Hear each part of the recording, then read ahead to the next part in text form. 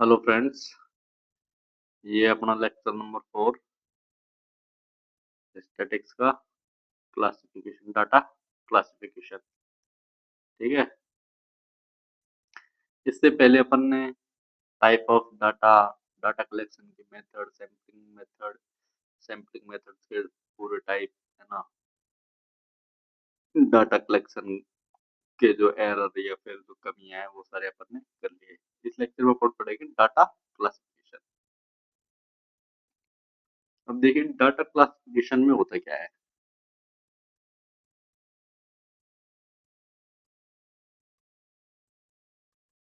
कि जो अपना जो पॉपुलेशन का सेट होगा ना, पॉपुलेशन या फिर कोई भी अपना सैंपल स्पेस होगा,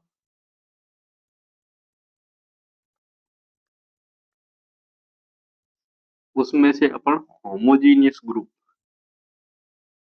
छाट लेंगे। होमोजेनियस ग्रुप के सबसेट बनाएंगे। इस जो ये सैंपल स्पेस का सेट होगा ना, इसमें से होमोजीनियस ग्रुप के सेट निकाल लेंगे और उसके आधार पर अपन जो पॉपुलेशन का रिजल्ट है वो बताएंगे, तो वो डाटा क्लासिफिकेशन में आएगा। अब होमोजीनियस ग्रुप क्या होते हैं, तो ये देखो, होमोजीनियस ग्रुप है ना,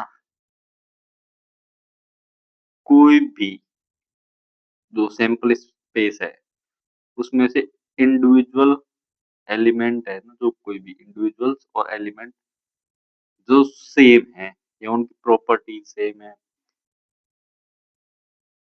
अब किसी भी आप आधार पर उसे हो सकते हैं, प्रॉपर्टीज कैरेक्टरिस्टिक्स के ऊपर, या उनका बैकग्राउंड सेम हो। जैसे एज सेम ले ली, स्किल्स उनकी सेम है, कल्चर और बिलीफ सेम है। कल्चर में हिंदू मुस्लिम अलग अलग सेट बना लेंगे। स्किल्स में सारे मतलब टॉप परफॉर्मर ऐसे ले लिए। एज में 20 एज के सारे स्टूडेंट काउंट कर लिए या सारे पीपल काउंट कर लिए ऐसे। ये इसके एग्जाम्पल है होमोजीनियस ग्रुप्स के। एजुकेशन क्षेत्र में students group by similar ability level, है ना, ऑल टॉप रैंकर्स आ जाएंगे। ठीक है, ऐसे होंगे। इसके अलावा टॉप रैंकर्स होमोजीनियस में भी आ जाएगा। इसके अलावा मान लिया कि अपन ने मैथ्स के सारे इंटेलिजेंट बच्चे ले लिए, ये सबसे बढ़िया इनकी सेम प्रॉपर्टीज है कि वो जितने भी बच्चे हैं ना एजुकेशन में, वो सारे मैथ में इंटेलिजेंट है। टॉपर्स में क्या है, मान लो किसी का मैथ में स्कोर ज्यादा है, साइंस में कम है, दूसरे बच्चे का साइंस में ज्यादा है, मैथ में कम है, तो हिट्रियोजेनियस में चल जाएंगे, है ना। टॉप रैंकर्स में अगर मान लो सब मैथ में आ गए तो वो होमोजेनियस में आ जाएंगे। तो इसमें ये एम्बिगुअस डाटा हो जाएगा टॉप रैंकर्स का, लेकिन सारे बच्चे मैथ में इंटेलिजेंट है, ये होमोजेनियस में जाएगा। अब दूसरा सोसाइटी में एक कम्युनिटी विद लिटिल कल्चरल और एथनिक डाइवर्सिटी शेयरिंग ए कॉमन हेरिटेज, मतलब जो उनकी एथनिक डाइवर्सिटी है ना, उसके बावजूद भी वो कॉमन हेरिटेज साझा करते हैं। ठीक है।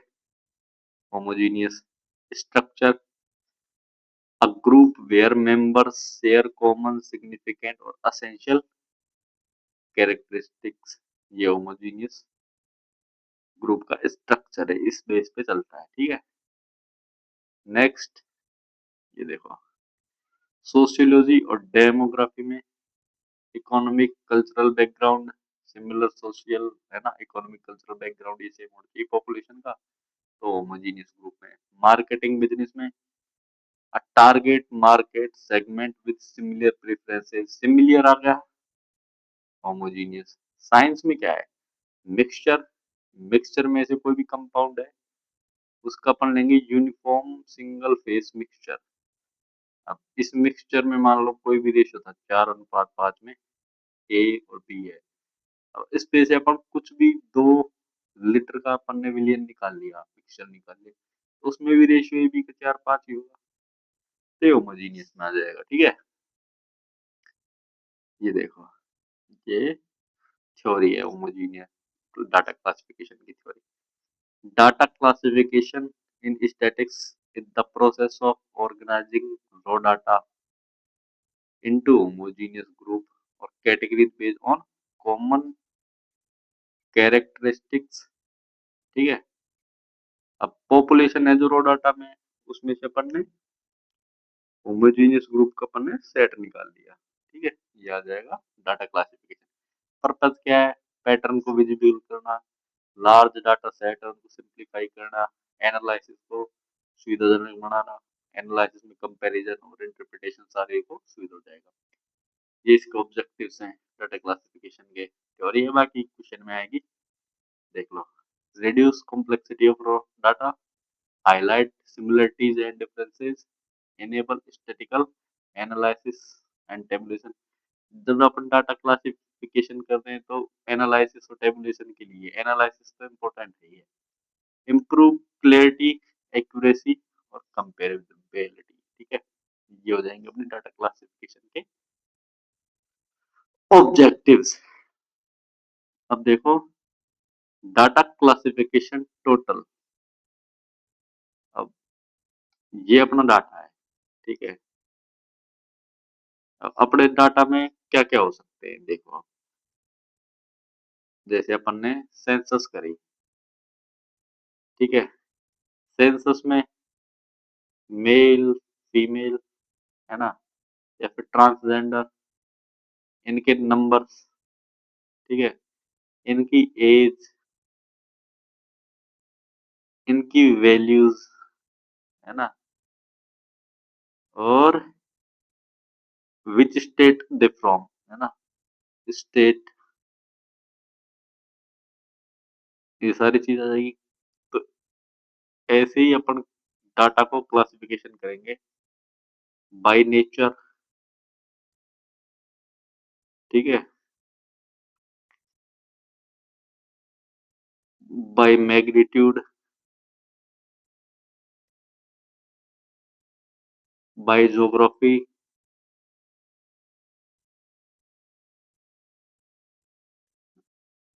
और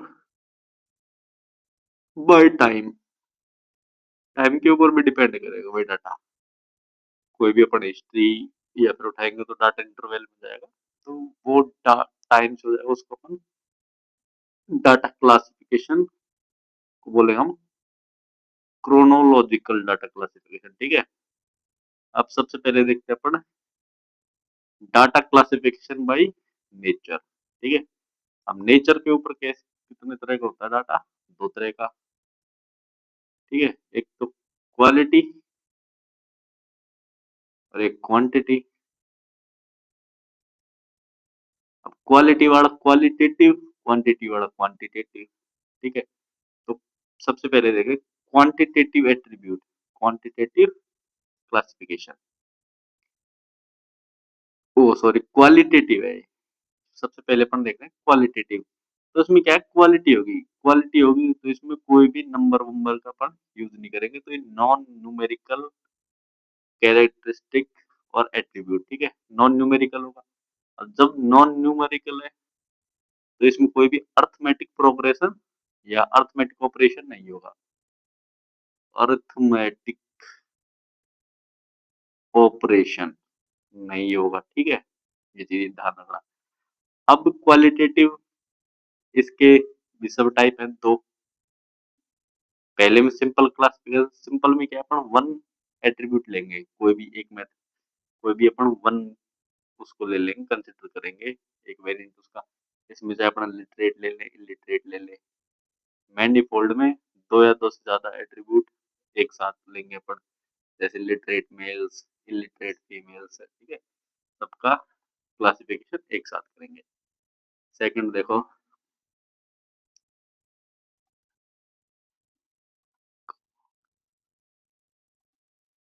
ये रहा क्वांटिटेटिव बी। पहले अपन ने पढ़ लिया क्वालिटेटिव, अब है क्वांटिटेटिव। क्वांटिटेटिव क्या है, न्यूमेरिकल वैल्यूज होगी, एज, इनकम, हाइट, मार्क्स, है ना। और डाटा है जो क्लास इंटरवल में करेंगे, 10 से 20, 20 से 30। ठीक है। अब ये जो इंटरवल है ना, इसको अपन ध्यान रखना है, इसको आपको एक साथ करवाऊंगा मैं। इंटरवल दो तरह के हुए हैं, एक्सक्लूसिव और इंक्लूसिव।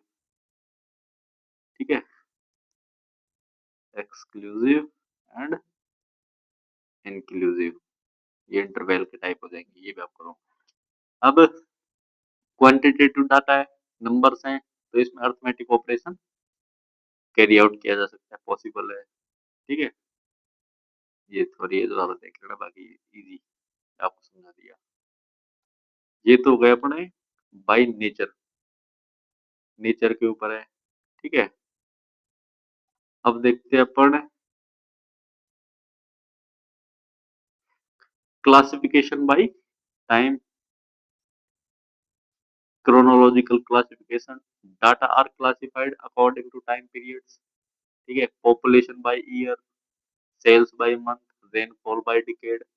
तो ये अपने डाटा क्लासिफिकेशन के एग्जांपल हैं, जब अपन डाटा क्लासिफिकेशन कर रहे हैं टाइम के अकॉर्डिंग। ठीक है, और टाइम को अपन असेंडिंग और डिसेंडिंग ऑर्डर में जमाएंगे। ठीक है, जमा सकते हैं फिर अरेंज कर सकते हैं। ये है data classification by geography, place, geographical spatial classification बोलते हैं इसको। Data are classified according to geographical units, crop production by country, unemployment by region, है ना, literacy rate by state. Unemployed में क्या है, जो नॉर्थ इंडिया है ना, इसमें आपको अनएम्प्लॉयमेंट रेट ज्यादा मिलेगी, कि भाई पॉपुलेशन है ज्यादा, जमीन वमीन है कम, जॉब है कम स्टेट में। एसएससी रेलवे में सारे नॉर्थ इंडिया के बच्चे भरे पड़े हैं।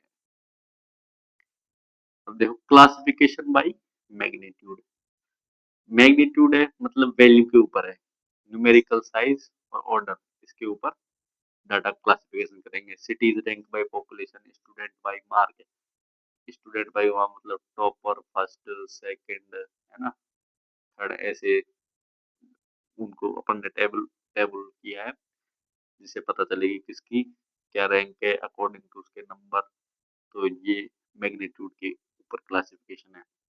Often use in ranking comparative studies method formatting qualitative quantitative classes.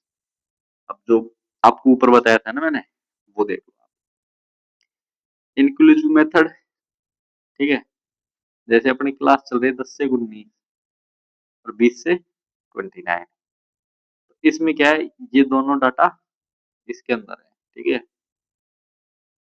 ये तो अपनी इंक्लूसिव मतलब 10 भी इसमें इंक्लूड है, 19 भी इसमें इंक्लूड है, 20 वाला इसमें इंक्लूड है, 29 वाला इसमें इंक्लूड है। ठीक है, एक्सक्लूसिव मेथड क्या है, जो अपन ये वाली देखते हैं ना, 10 से 20, 20 से 30, 30 से 40, तो अपन ये क्लास इंटरवल देखते हैं ना, ये होते हैं अपने एक्सक्लूसिव इंटरवल्स।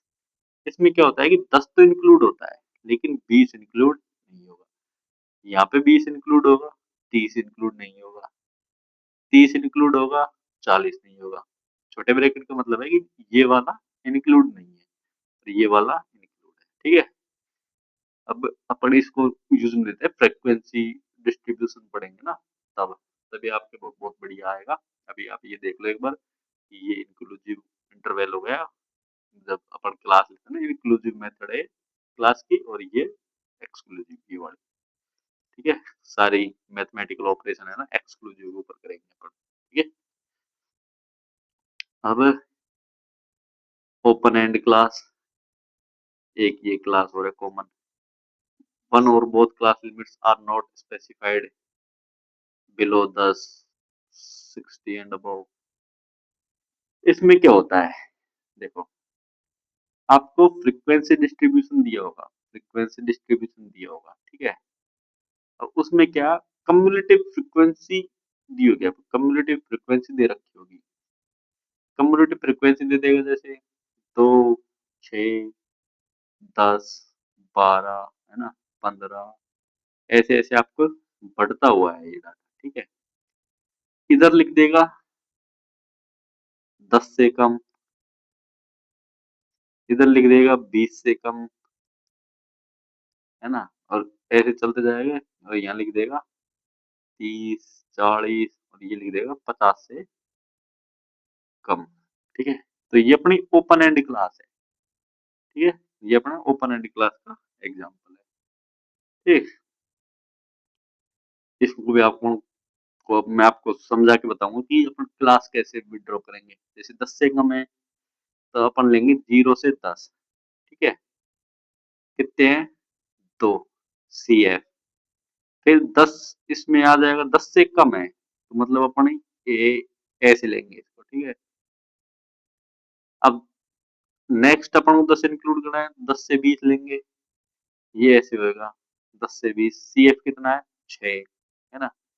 फिर 20 से 30, 30 से 40, 40 से 50, 50 से कम तक जाना है। ठीक है, मतलब डाटा 50 से ज्यादा नहीं है, अपना यहाँ तक जाना है। 10, 12 और 15। ठीक है, और ये इंक्लूड करनी है। अब जब अपन इसकी फ्रीक्वेंसी निकालेंगे ना, फ्रीक्वेंसी डिस्ट्रीब्यूशन, तो फर्स्ट डायरेक्ट आएगा 2। फिर इधर लिखेंगे तो ये माइनस करके लिख देंगे, इधर लिखेंगे तो ये माइनस करके लिख देंगे, इधर इनका अंतर लिख देंगे, इधर इसका अंतर लिख देंगे। ठीक है, क्योंकि जब अपन वो बनाते हैं ना, इसमें सी एफ बनाएंगे तो सी एफ में अपन ऐसे जोड़ते हैं, 2 + 4, फिर इसका सम प्लस ये, फिर इन सब का सम प्लस ये, फिर इन सब का सम प्लस ये, लास्ट में ऐसे चलते जाते हैं, लास्ट में 15 आ जाएगा अपना n, number of sample space 15 आ जाएगा। ठीक है, ये अभी आगे और देखेंगे अपन बढ़िया से, ये आप एक बार समझ लेना। अब ये प्रिंसिपल है, principle of data classification, good data classification. Classes should be mutually exclusive, collectively exhaustive, classification should be simple, clear, objective, number of classes should be appropriate to data size, है ना। ये ध्यान रखना। अभी एक फॉर्मूला आएगा, उसमें अपन नंबर ऑफ क्लासेस ड्रॉ करेंगे कि कितनी नंबर ऑफ क्लासेस हो सकती हैं ना। Classes interval should be consistent where possible, importance in statistical analysis, forms the basis for tabulation और graphical presentation। ठीक है, ये भी पढ़ेंगे ग्राफिकल रिप्रेजेंटेशन इनको सबका। Average, dispersion, correlation, second unit अपनी डिसीजन मेकिंग, पॉलिसी फॉर्मुलेशन, है ना।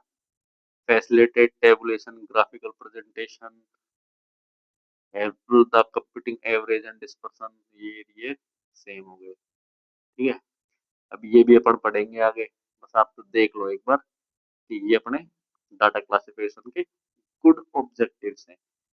अब अपन डाटा क्लासिफिकेशन पे कंप्लीट क्लास करेंगे। ठीक है, अब स्टैटिक्स में अपन क्या पढ़ेंगे, क्वांटिटेटिव। ठीक है, क्वांटिटेटिव वेरिएबल्स नंबर्स के ऊपर है अपनी कंप्लीट। अब क्वालिटी वाले का काम खत्म है, पढ़ेंगे अपन क्वांटिटेटिव। क्वांटिटेटिव में क्या है, नंबर्स होंगे। और जब नंबर्स है ना, तो आप ये एक चीज देखना, या तो नंबर सीरीज अपन ने कभी देखी होगी, नंबर लाइन, इस पे 0 से इधर नेगेटिव में, इधर पॉजिटिव में। ठीक है, अब इसमें क्या है कि अपन मान लो कोई भी अपन ने सैंपल स्पेस लिया, उसमें अपन 0 से लेके 100 तक लेते हैं। ठीक है, 100 तक का अपने पास में सैंपल है। अब ये क्या है, ये फाइनाइट है। और कहीं पे ऐसा डाटा हो जिसमें 0 से इनफाइनाइट तक चले। ठीक है, तो ये इनफाइनाइट सीरीज है। और जब इनफाइनाइट सीरीज है ना, तो ये कंटिन्यू चलेगी, इसका कोई वो नहीं है। ठीक है, अंत नहीं है, नो एंड। तो ये तो हो जाएगा कंटिन्यूअस वेरिएबल, इसमें जो जितने भी डाटा आएगा। और ये है डिस्क्रीट वेरिएबल। ठीक है, ये आपको दे रखा। A discrete variable is a quantitative variable that will assume a finite, है ना, और a countable। ठीक है, काउंट किया जा सकता है तो डिस्क्रीट है। ठीक है, each value can plotted as a separate point on the real line. ये रियल लाइन है ना, बड़ी नंबर लाइन बोलते हैं इसको, इस पे पॉइंट किया जा सकता है, each point with space between n consecutive points, ठीक है। ओके, ये एग्जांपल है कि कोई भी क्लास में बच्चों की संख्या, मेरे फ्रेंड्स की संख्या, कॉलेज वगैरह में सब में, तो वो सारी डिस्क्रीट वेरिएबल में आएंगे, ठीक है। कंटिन्यूअस वेरिएबल,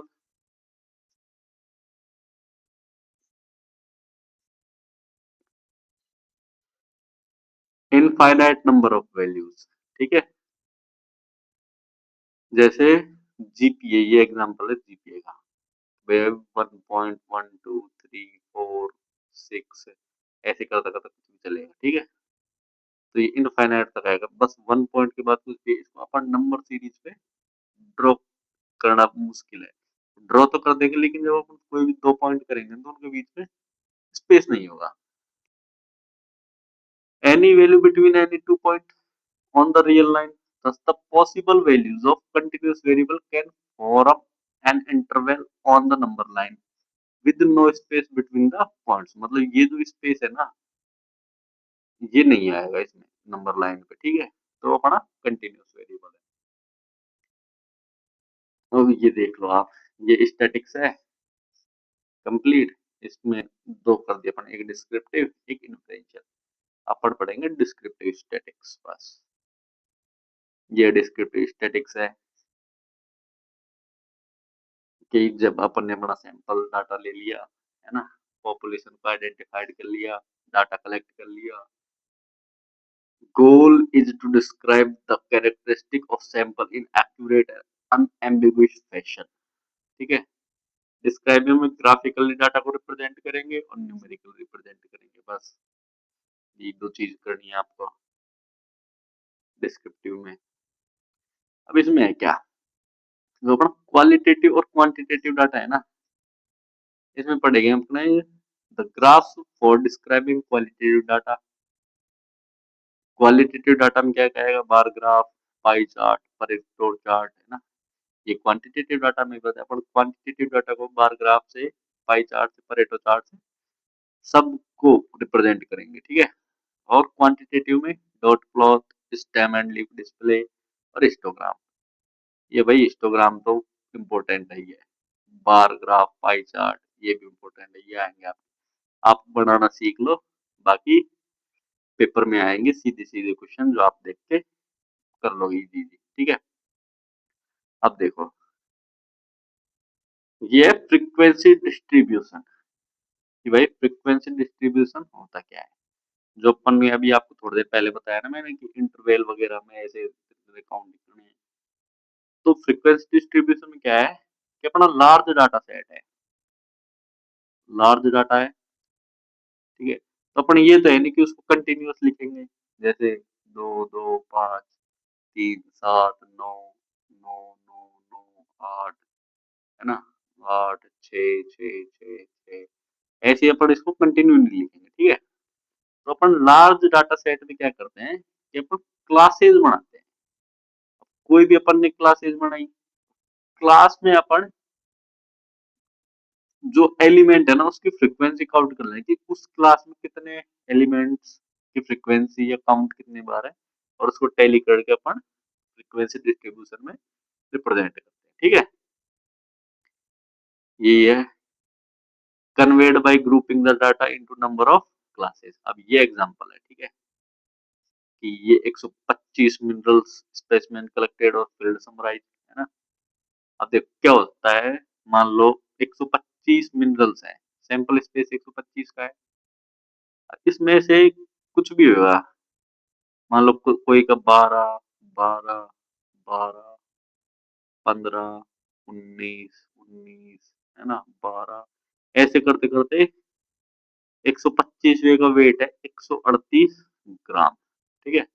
अब अपन ने क्या किया, 0 से 19.9 ले लिया, क्लास बनाई, और इस रेंज में कितने एलिमेंट अपने 19, तो इसकी फ्रीक्वेंसी है ऐसे, इसकी फ्रीक्वेंसी 38, इसकी फ्रीक्वेंसी 35, इसकी फ्रीक्वेंसी 17, इसकी कितनी हो जाएगी 11, इसकी कितनी हो जाएगी 3, है ना। ऐसे एलिमेंट्स के नंबर है, ठीक है। एलिमेंट की फ्रीक्वेंसी है कि इतने एलिमेंट्स है जिनका वेट इतना है। क्लासेस कौन सी है, देखो ये सेम नहीं है, ये वाला सेम नहीं है, ये वाला सेम नहीं है, ये वाला सेम नहीं है, ये वाला सेम नहीं है, ये वाला स्ट्रीम। तो ये अपनी इंक्लूसिव क्लासेज है, इंक्लूसिव। इंक्लूसिव का 0 भी है, 19.9। तो मतलब 19 एलिमेंट्स में से कोई एक या एक से ज्यादा ऐसा एलिमेंट है जिसका वेट कितना है, 19.9 ग्राम है। ठीक है, ये हो गया अपना फ्रीक्वेंसी डिस्ट्रीब्यूशन। ये इसका लिख रखा, सॉरी जो आपको समझाई ना वो। अब फ्रीक्वेंसी डिस्ट्रीब्यूशन बनाने के लिए स्टेप्स 3 जरूरी है मेनली। पहली तो अपन क्लासेस, है ना, जो अपन क्लासेस करेंगे ना चूज, वो बहुत जरूरी है भाई। कैसे करोगे क्लास चूज, है ना, कौन सी क्लास होनी चाहिए। Tally the data into these classes, और फिर डाटा को काउंट करना है ना, और उसकी फ्रीक्वेंसी अपन को लिखनी है। ठीक है, अब देखो, सबसे पहले क्लास चूज करने के लिए अपन क्या करेंगे कि अपन को मान लो क्लास चूज करनी है। ये अपनी क्लास है डाटा में, ये choosing the classes. Class choose करने के लिए अपन क्या लेंगे, सैंपल स्पेस है अपने पास, इसका वैल्यू कितनी है, n। और मान लो क्लासेस का नंबर कितना है, k। तो एक रिलेशन बनता है के स्क्वायर बराबर n, या फिर k बराबर 1+1.33 लॉग फंक्शन n, है ना। ये एक फॉर्मूला है क्लास ड्रॉ करेंगे। ये देखो, ये रहा के स्क्वायर बराबर n, और k बराबर 1+1.33 लॉग n। ठीक है, k यहाँ पे क्या है, क्लासेस की संख्या, और n क्या है, सैंपल स्पेस। अब इस वाले एग्जांपल में देखो, ये फर्स्ट में दिया है ना, इसमें क्या है, 125 मिनरल्स हैं। ठीक है, मिनरल्स कितने हैं, 125। तो सैंपल स्पेस है ये n, तो के स्क्वायर बराबर अपना 125 रखेंगे। तो के का मान कितना आएगा, 11 पॉइंट समथिंग। ठीक है, 11.2 ऐसे कुछ कुछ भी कर दो। तो क्लासेज की संख्या है ना, वो 12 के आसपास होगी। 11 से तो ज्यादा होनी है, 11 से कम तो कभी भी क्लासेज नहीं होगी। 3, है ना, 3 6, है ना, और एक 7, इसमें अपने 7 आई है। तो भाई ये वाला डाटा क्लासिफिकेशन है ना, ये पॉसिबल नहीं होगा, और इस पे अपन न्यूमेरिकल कुछ भी नहीं कर पाएंगे। ठीक है, अपन को ये चेंज करनी पड़ेगा। अपन को क्लास इंटरवल छोटे लेने पड़ेंगे, या फिर डाटा ब्रेक करना पड़ेगा। भाई अपनी क्लास कम से कम उसमें 11 क्लास तो होंगी, कम से कम 11 पॉइंट इतनी, तो मतलब 12 होनी चाहिए। Number of classes greater than equal 12। ठीक है, ये 12 से ज्यादा तो हो सकती है, लेकिन 12 से मतलब 11.2 समथिंग, तो 12 के आसपास होगी, तो मोटा मोटा ले लेते हैं कि 12 होगी। अब देखो, ये क्लास चूज करने का ये एग्जांपल है। वो तो आपको बस फ्रीक्वेंसी डिस्ट्रीब्यूशन बताया था मैंने। अब जैसे ये है एग्जांपल, ठीक है, इसमें क्या है, सैंपल स्पेस 50। ठीक है, तो के स्क्वायर बराबर 50, एन रखना है, एन का मान 50 है, तो के बराबर 7 पॉइंट समथिंग आएगा। ठीक है, के बराबर 7 पॉइंट समथिंग कुछ भी होगा। के का लगभग मान कितना आएगा, 8 क्लास। तो भाई जो इस डाटा को अपन जब टैली करेंगे ना, कम से कम 8 क्लास होनी चाहिए। ठीक है, तो ये देखो, ये क्लासेस है। ठीक है, अब इसमें क्लासेस की काउंटिंग करो, 3, 3 6 और 2 8। सही है, क्लास सही है। अब डाटा टैली करना है अपन को। ये कौन सा है, इनक्लूसिव क्लासेस लिए अपन ने। ठीक है, जबकि अपन जो मैथमेटिकल ऑपरेशन होंगे ना सारे, वो एक्सक्लूसिव होंगे। तो अभी तो ये इंक्लूसिव है, 20 से 29। अब इसमें देखो, काउंट करो भाई, 20 और 29 दोनों इंक्लूड है, और उनके बीच का भी हो जाएगा। तो अपने इसमें ऐसा एक डाटा आएगा 29। ठीक है, ये रहा। तो ये अपन ने अपने में इसको टैली कर दिया। ठीक है, इसकी टैली कितनी है, एक काउंटिंग है, एक बार तो एक है। अब जितनी इसकी टैली है ना, उतनी इसकी फ्रिक्वेंसी है। ठीक है, एक। अब अभी आप इन चीजों को छोड़ दो। ठीक है, अब इसकी फ्रिक्वेंसी कितनी है, एक। ऐसे ही 30 और 39 दोनों इंक्लूड है, 30 और 39, और दोनों के बीच के 38 37। इसके अलावा देख लो आपको कहीं भी कुछ भी नहीं मिलेगा, ठीक है। तो इसकी टैली कितनी है? 2। 30 से 39 क्लास इसकी टैली कितनी है? 2। तो फ्रीक्वेंसी कितनी हो जाएगी? 2, ठीक है। ऐसे 40 से 49 दोनों इंक्लूड है और इनके बीच में देखो 40 और 49, 47 है ना, 49। इसके अलावा आप बताओ कहीं पे हो तो, ठीक है, कहीं पे भी नहीं है। तो इसकी टैली कितनी है? 2 क्लास 40 से 49 इंक्लूसिव, ठीक है। इसकी टैली 2 है, फ्रीक्वेंसी इसकी 2 है, ठीक है। इसकी फ्रीक्वेंसी 2 आ जाएगी, टैली 2 है। तो ऐसे ही 50 से 59 टैली 3 3 है ना, आप बना के देखना। 60 से 69 टैली 12, फ्रीक्वेंसी 12। ऐसे इसकी टैली 14, इसकी टैली फ्रीक्वेंसी 14, इसकी टैली 12, इसकी 12 फ्रीक्वेंसी हो जाएगी। इसकी टैली 4 है, तो इसकी अब जो काउंट ऑफ फ्रीक्वेंसी है ना, sum of frequency, summation F frequency, वो क्या आएगा अपना? एन आएगा। एन क्या है? Sample space, number of sample, element in sample space, ठीक है। अब अपन निकालते हैं रिलेटिव फ्रीक्वेंसी परसेंटेज में। तो 50, 50 है, परसेंटेज में निकालेंगे 100, 200। अब सबका डबल डबल कर देंगे भाई, ये डबल डबल कर दिया तो ये 100% बना दिया अपन, ठीक है। ये कम्युलेटिव रिलेटिव फ्रीक्वेंसी परसेंटेज में है। परसेंटेज में जो रिलेटिव फ्रीक्वेंसी है ना, इसका ये अपन कम्युलेटिव फ्रीक्वेंसी निकालेंगे। ये 2 है तो ये वाली लाइन तो सीधी आएगी। अब इसको ऐसे ऐड करते चलते हैं, ठीक है। 4 2 6, 6 4 10, 10 6 16 है ना, 16 24 40, इसको 28 68, इसमें ये ऐड करेंगे 92, इसमें ये ऐड करेंगे 100, 100 आ जाएगा। अब जब अपन इसकी कम्युलेटिव फ्रीक्वेंसी निकालेंगे, जैसे इधर 3 एफ निकालो तो 1 3 5 8 20 34 46 और 50, ऐसे कम्युलेटिव फ्रीक्वेंसी यहाँ से निकाल लेंगे, ठीक है। अब ये तो है अपनी इंक्लूसिव क्लासेस, ठीक है। कौन कौन सी? 20 से 29, 30 से 39, 40 से 49 है ना, और 50 से 59, ये अपनी इंक्लूसिव क्लास है। अब इसको अपन बनाएंगे एक्सक्लूसिव क्लासेस। एक्सक्लूसिव क्लास बनाएंगे तो कैसे बनाएंगे? देखो 20 प्लस 29 बाई 2, तो एवरेज आया 24.5, ठीक है, ये एवरेज आया। एवरेज में कोई फर्क नहीं पड़ेगा, तो अपन क्या करते हैं भाई, 29 इंक्लूड रहना चाहिए। तो अपन 29 से कम तो कैसे भी नहीं लेंगे। अब 29 से ज्यादा ले लिया, कुछ भी ऐड कर लो, तो अपनी सहूलियत के लिए अपन 0.5 ऐड कर लेते हैं, ठीक है। अब एवरेज सेम है तो 0.5 ऐड किया, तो पहले वाले में जो लोअर लिमिट होगी ना, ये इसमें से 0.5 माइनस करना पड़ेगा, ठीक है। अब जैसे अपन ये करेंगे, अपना जो ये वाला आएगा ना सेम, ये दोनों एक्सक्लूसिव अपन को सेम करनी है, ठीक है। तो 30 प्लस 29 बाई 2 करो, कितना आएगा? 59.2, 29.5, ठीक है। ये तो है एवरेज। और जब क्लास सेम करेंगे ना, तो अपना ये आएगा 29.5। तो यहाँ से एवरेज इंक्रीज होगा, तो अपन को ये डिक्रीज करना पड़ेगा एवरेज, तो अपन लोअर इसको लेंगे 19.5।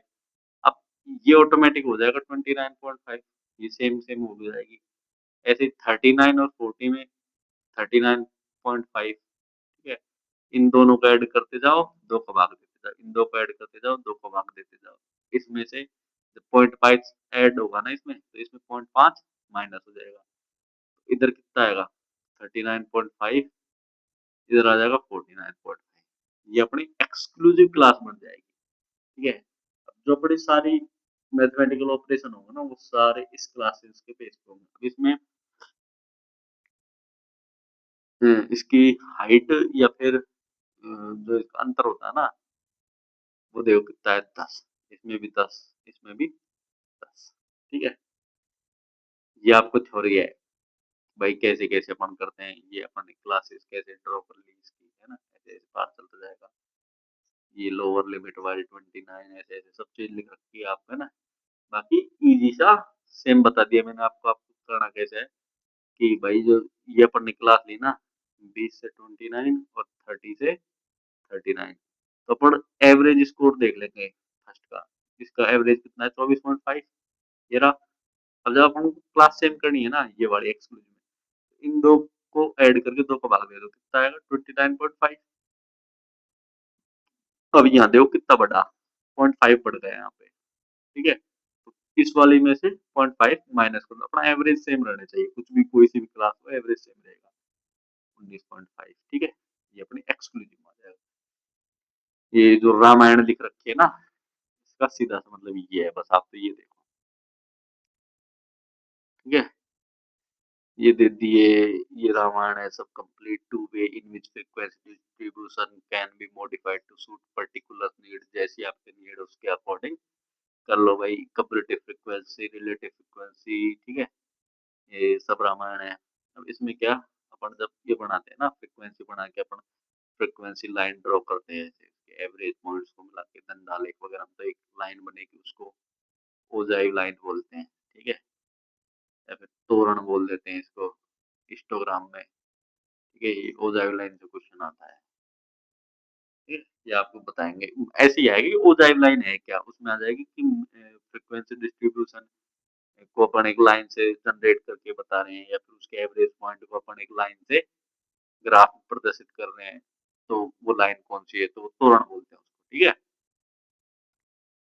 अब ये देखो, graphical presentation of quantitative data, numerical numbers हैं, इनका अपन रिप्रेजेंटेशन करेंगे, प्रेजेंटेशन, है ना। Most common form of graphical presentation of quantitative data is the histogram. बस आपके सिलेबस में तो हिस्टोग्राम है बराबर के, आप हिस्टोग्राम पे ज्यादा पकड़ रखो। अब हिस्टोग्राम को कंस्ट्रक्ट करना है अपन को। ठीक है, कि भाई अपन क्वांटिटेटिव डाटा का हिस्टोग्राम कैसे बनाएंगे। ठीक है, तो हिस्टोग्राम बनाने से पहले आपको बार ग्राफ भी आना चाहिए, कि आप बार ग्राफ कैसे बनाओगे। बार ग्राफ बना लिया, तो आप उन सबको हटा दो, उनके बीच में जो गैप है ना, उसको हटा दो, बार ग्राफ हटेगा। बार ग्राफ के बीच का गैप हटते ही आपके पास हिस्टोग्राम आ जाएगा। ठीक है, ये देखो, ये देखो। ठीक है, ये आपके हिस्टोग्राम के स्टेप्स हैं।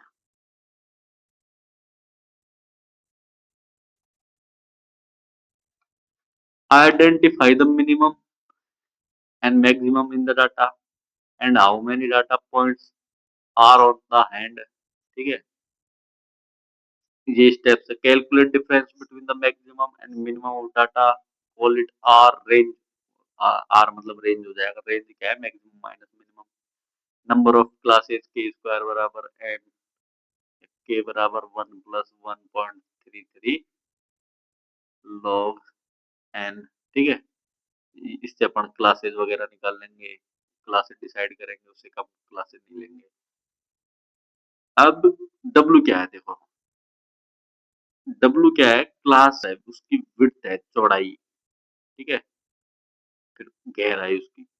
डब्ल्यू बराबर रेंज बटे के नंबर ऑफ क्लासेस, बस। और डब्ल्यू का मान सेम रहेगा, सेम सेम चल रहेगा। Class limit and boundaries, choose the lower limit first class in order to accommodate for the minimum. ठीक है, ये सारी हैं, ये आपको एग्जाम्पल से बढ़िया समझ में आएगी। बाकी सब थ्योरी है, थ्योरी तो एक तरह से रामायण है इसकी। आपको मैथमेटिकल पोर्शन स्ट्रॉन्ग रहेगा, आपको स्कोर खूब रहेगा। ये थ्योरी याद करने से कुछ भी नहीं होगा। ठीक है, थ्योरी आप देख लो, लिख लो, समझ लो। समझने में क्या है कि जैसे अपना, एक सेकंड इंसर्ट करते हैं, ये देखो अपना डाटा सेट है कोई भी। ठीक है, 2, 5, 5, 10, 12, 15, है ना, 15, 20, अपना ये डाटा सेट। ठीक है, तो सबसे पहले क्या करेंगे अपन, ये देखो 3, 3 6 और 2 8, एक और ले लेते हैं 20, ठीक है। तो n का मान कितना है अपना 9, k का मान कितना आ जाएगा 3 है, मतलब 3 क्लास होगी, ठीक है। क्लास कितनी है 3। अब w का मान निकालेंगे अपन। w का मान क्या था अपना एग्जांपल में, कि अपना जो रेंज है ना वो ऊपर, क्लासेस की संख्या नीचे है, ठीक है। तो क्लास कितनी है 3, रेंज कितनी है 20 माइनस 2 मतलब 18, तो विड्थ कितनी आएगी अपनी 6, ठीक है 6 आ जाएगी। अब देख क्लास कैसे लेंगे, 0 से 6 है ना, या फिर 6 से 12, सॉरी सॉरी ये वाली विड्थ नहीं है भाई, ये विड्थ नहीं, विड्थ आएगी ये, अपन जब यहाँ पे बार डालेंगे ना तो उसकी ये जो लेंथ आएगी ना वो 6 पॉइंट आएगी, इन सब की 6 पॉइंट आ जाएगी, 6 6 6। तो अपन क्लास लेंगे ना इधर, अब देखो 20 तक डाटा जाना है तो 0 से 7 है ना, या फिर 1 से 7, विड्थ तो यही रहेगी यार, क्या बात कर रहे हो तुम। तो 1 से 7 लो क्लास, जब इसकी विड्थ 6 रहेगी, ठीक है। हाँ 1 से 7, एक सेकेंड, इसको करते हैं रिमूव। अब क्लासेस ले ली मैंने, 1 से 7, 1 से 7, 7 से 14, 13, 7 से 13 जानी चाहिए यार, 13 से 20, फिर 7 चलेगा इसमें तो,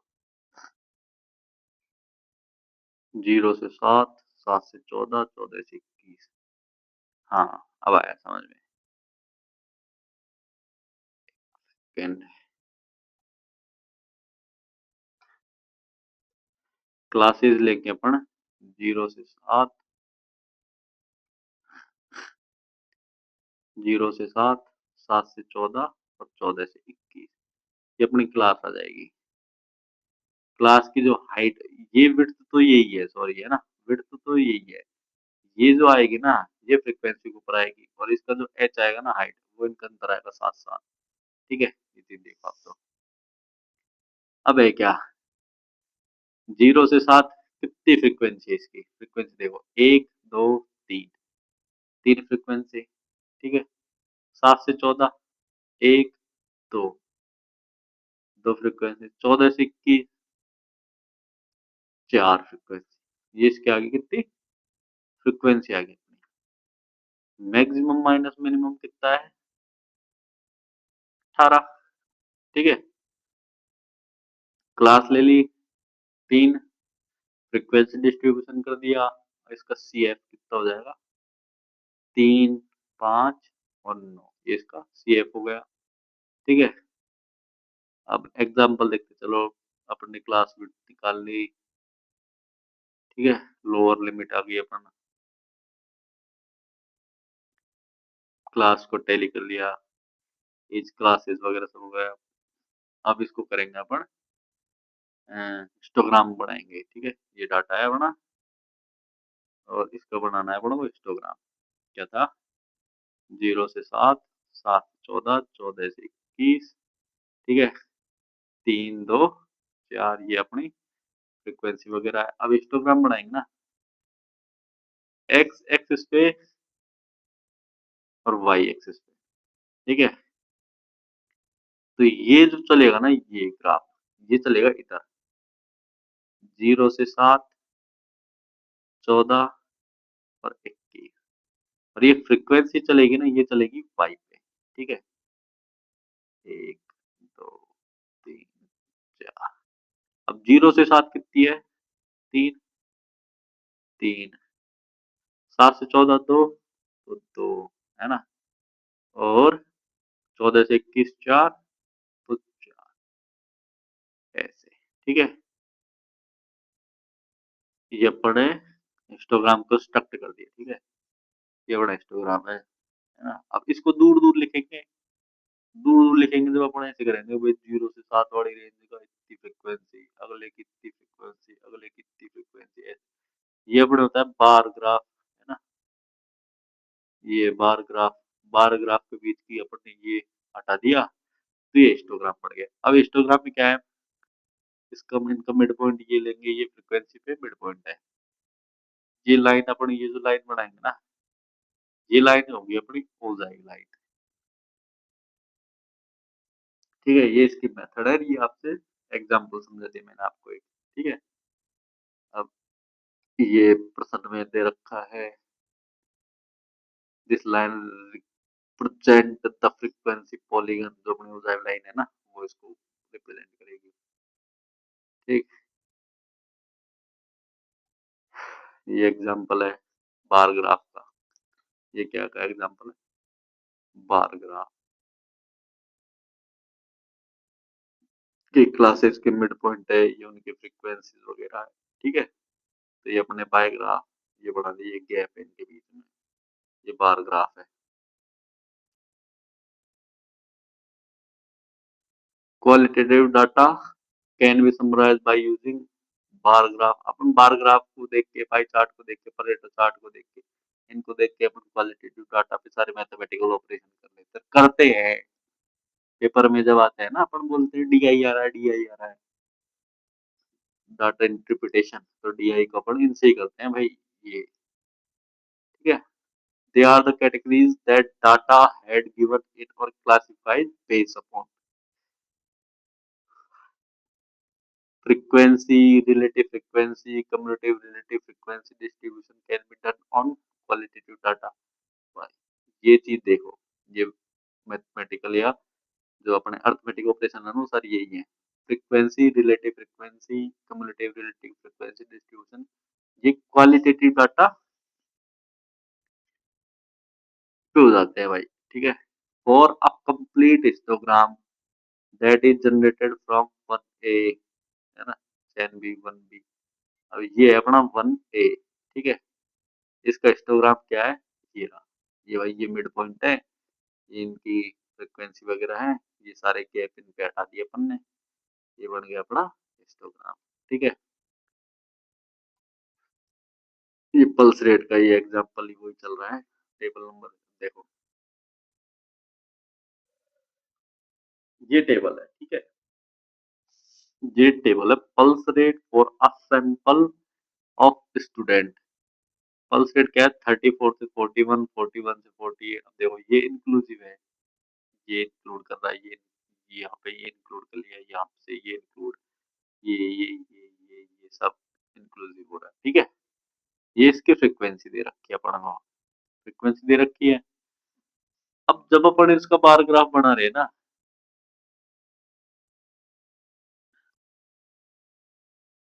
तो बार ग्राफ इसका बना देंगे फ्रीक्वेंसी के ऊपर, और इसकी क्लासेस दे रखी है, इसके ऊपर अपन बार ग्राफ बनाएंगे, और जो इसका हिस्टोग्राम बनेगा ना, वो बनेगा ये तो इसकी फ्रीक्वेंसी ऑन वाई एक्सिस। ठीक है, ये क्लासेस वाला हो जाएगा एक्स एक्सिस पे। और देखो ये चल रहा, ये चल रहा, अब ये जो पॉलीगन बन रहा है ना, ये जो लाइन बन रही है, ये ये ओजाइव लाइन है। ठीक है भाई, ये क्या है बनी, ओजाइव लाइन, और ये बनेगा पॉलीगन लाइन से, जो यहाँ पे लिख रखा था ना, कहाँ पे लिख रखा, अभी आया था ना, फ्रीक्वेंसी पॉलीगन बन जाएगा। ठीक है, और एक चीज और देखो, जब अपन जीरो से स्टार्ट करते हैं ना, इधर 0 10 20, तो ये कुछ नहीं होता, लेकिन अपन जब इससे स्टार्ट करते हैं ना, 10 20 30, तो अपन ग्राफ तोड़ते हैं इधर, ये चीज और अपन याद रखना है। ठीक है, अब हिस्टोग्राम में क्या है, या तो हिस्टोग्राम राइट की तरफ स्क्यूड होगा, झुका हुआ, है ना, लेफ्ट की तरफ स्क्यूड होगा, या फिर सिमेट्रिक होगा, सममित होगा। तो ये चीज स्क्यूनेस वाले चैप्टर में भी देखेंगे अपन। जब मान लो ग्राफ नहीं दे रखी, डाटा डाटा दे रखा है, तो अपन उसका स्क्यूनेस निकाल के उसकी स्क्यूड बता देते हैं कि ग्राफ में किस तरह से प्रेजेंट होगा, ठीक है। अब नेक्स्ट क्लास में अपन डॉट प्लॉट, है ना, स्टेम एंड लीफ, ये ये और पढ़ेंगे, ठीक है। थैंक यू आज के लिए। सब्सक्राइब कर लेना भाई।